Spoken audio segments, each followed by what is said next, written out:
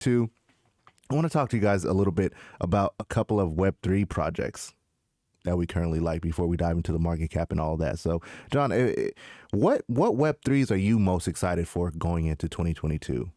Well, I mean, I said in the show the same as you. I like KDA and I like Flux. Okay. Those two are the two like ones I'm looking at, but I'm looking at those and layer ones mostly, Okay. and tokens at rebase. Oh, so like passive income plays. Yeah, Okay. but Okay. predominantly those KDAs like something I fell in love with. With shout out to kudos to Dante for bringing that to my attention, and I did obviously some research on it, and in the Discord we talk about it. KDA is a very powerful project. Yeah. On top of Flux as well, and you can make passive income on Flux also. It is kind of expensive to get a Flux node, but supposedly they're making it cheaper. There's cheaper versions of the Flux node now that are coming out, and that's something I'm looking into. It's it's like 90% cheaper than what it used to be, which is like 10,000 or something plus dollars to get a node Flux node. Now it's like cheaper it's like 90% cheaper, so it's like $1,000. So I'm looking into that. But yeah, those are the main two that I'm very, very interested in, but not the only things I'm interested in. Yeah, I would definitely agree with you on KDA. My other one is going to be Polkadot. I'm really, really bullish on Polkadot.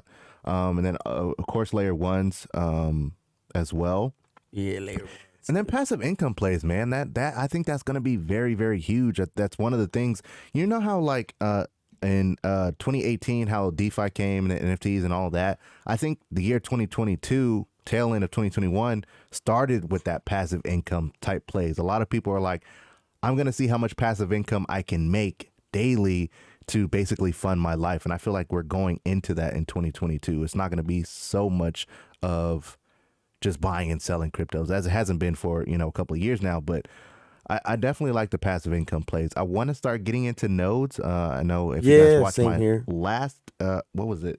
I don't know. It was a while ago, 6 months ago, maybe. I was talking about Gala nodes when we first started talking about Gala. And I wanted to get into that, but then it was at that time it was like 13,000 for one node, and now it's probably like 50, 60,000 for one. It's kind of crazy, but the one I'm really looking at is strong nodes. I really like strong. Yeah. To be honest with you, strong is really Everything the only that one. Everything that you're saying, like, I'm literally the same. and of course time with the rebases and all that, but that doesn't count as a node. Strong. There's been a lot of crypto games that's been coming out where you could stake the NFT and then you can get passive income there as well. There's been a couple of popping up. One big one on Avalanche, I think it was called like Police and Robbers or Police and something.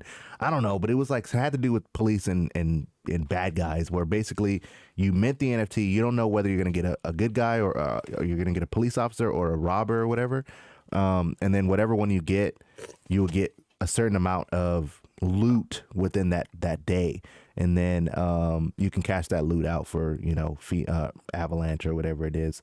There was another one I found as well. It was like something called Chicken something, where they like let you buy the NFT chicken, and then that chicken lays an egg, and then you, depending on how many eggs you get, is worth so many AVAX. It's pretty interesting, man. I think moving forward, we're going to see a lot more of these kind of passive income type plays. I'm not really into the games yet. The crypto games. Yeah, it's going to be big, man. I'm going to keep it 100 transparent. I'm not in any of them right now, but I am starting to do my research on them.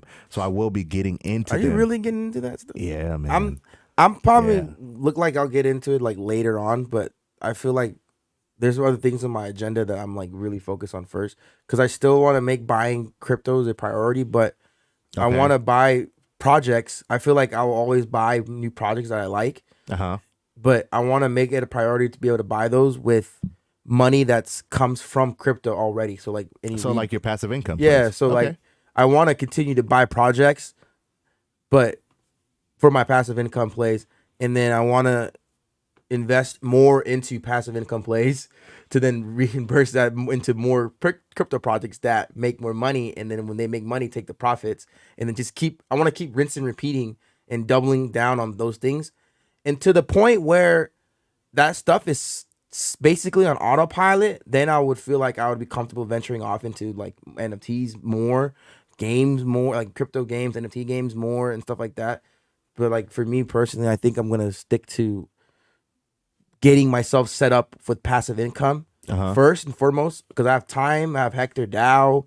I have a node. I have a couple nodes on LVT, Louverture, and then from there, I want to upgrade and get bigger, stronger nodes, like reliable nodes, like Strong, Flux, Gala one day. It's possible. Yeah. Right. Yeah. So things like that, and then with that income, I want to then buy all my favorite cryptos in our Patreon. I listed like 20 projects that I think are going to do well.